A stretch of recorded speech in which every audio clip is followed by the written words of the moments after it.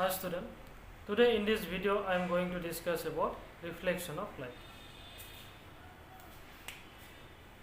So reflection of light.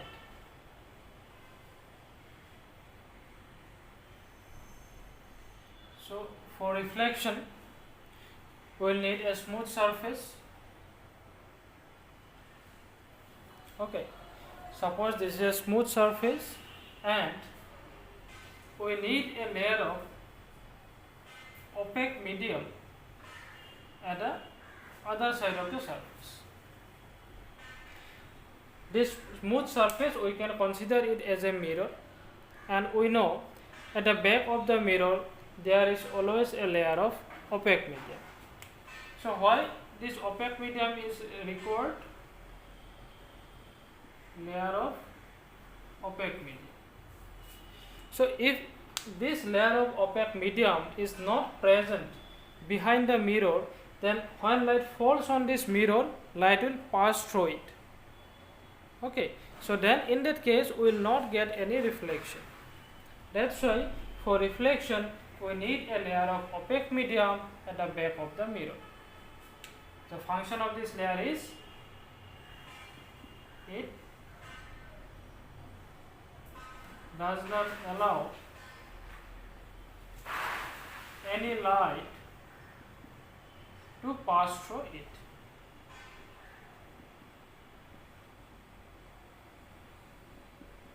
Okay.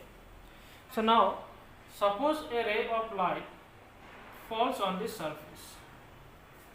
So this ray of light which will falls on this surface, this ray of light is called incident ray.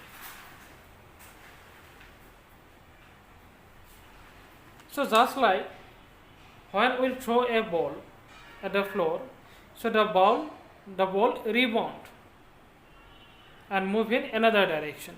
Similarly, when a ray of light falls on the surface, this ray of light rebounds and it will move along this direction. So the light which get rebounds, this ray is called reflected ray. This is reflected ray. Now at this point the light falls or light incident. Now if we draw a perpendicular at the point of incidence, then this perpendicular is named as normal. Okay, this normal. And the angle between incident ray and normal, this angle is called angle of incidence, and this angle, the angle between normal and reflected ray is called angle of reflection. Angle of incidence, angle of reflection. So generally reflection of light is the phenomena in which light reflect back or light bounce back to the same medium from where it is came. So in reflection we get two laws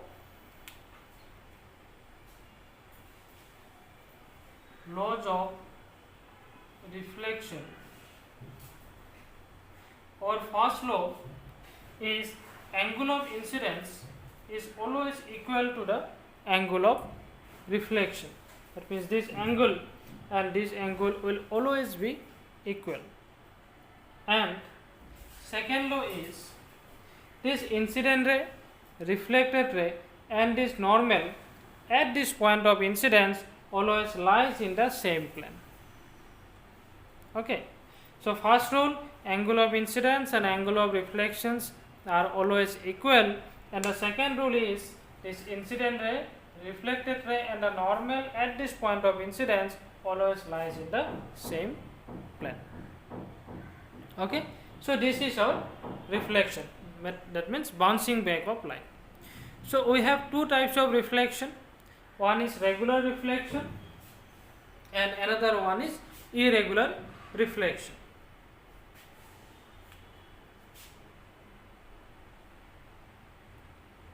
Regular and irregular. So in regular reflection what happens? The surface is smooth all the lights will bounce back like this in a special manner. But in irregular reflection, what happens?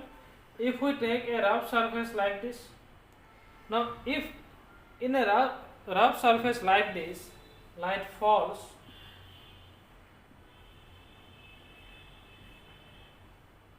then it may travel in any direction like this.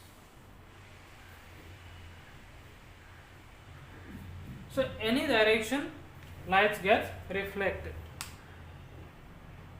Okay, this is called irregular reflection or diffused reflection.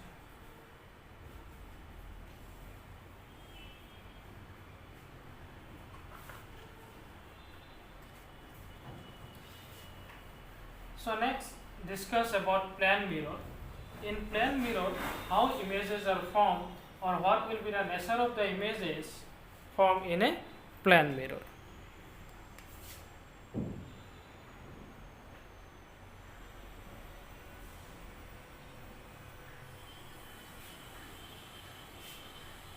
So this is our plane mirror. Suppose we place an object here. This is our object AB and HI, not HI, HO. O for object.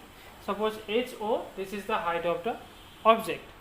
And we place the object, suppose at a distance of x from the mirror. So in this case, the image will form behind the mirror. A dash, B dash, suppose this is the image which is from behind the mirror, and height of the image suppose is I for image, and this distance will also be x. That means in case of plane mirror, the distance of the object from the mirror is equal to the distance of the image from the mirror.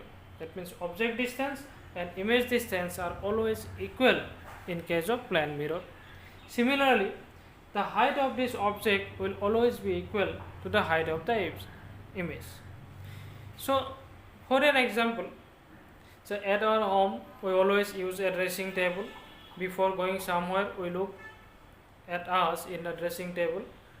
Okay, we are wearing the clothes are nicely or not, so everything on. So when we look ourselves at the mirror, so the image which is formed at the mirror, this is exactly same as us. The height of us is equal to the height of the image. From the mirror, at a certain distance we are standing. So at the same distance behind the mirror, the image of us will form. Okay. So these are the properties of images formed in a plane mirror. Okay. So there are some other property. Another property is the image is always virtual and erect. So why the image is virtual? Because the image which are formed in a plane mirror, we can't form the image in a screen. It is not possible. We can't form an image using a plane mirror in a screen. So that's why it is virtual. And why this erect? Because if we place the object like this, then the image will also form like this, not like this. Okay, since the image are formed exactly as the object, that's why it is an erect image. So third property is the image is virtual and erect. So next, another property is lateral inversion. So lateral inversion means the right side of the object will appear as a left side of the image, and left side of the object will appear as a right side of the image. So suppose if we write a letter B, if we look into the mirror, then in the mirror the image will be formed like this. Okay. So this left side, this one is the left side. So this left side will appear as a right side of the image, and this right side will appear as a left side of the image. So this is called lateral inversion. So this is the reason why at the front glass of an ambulance, the ambulance ord is written as laterally inverted, so that if someone see that letter in a mirror, they can see the correct letter or correct ord. Okay.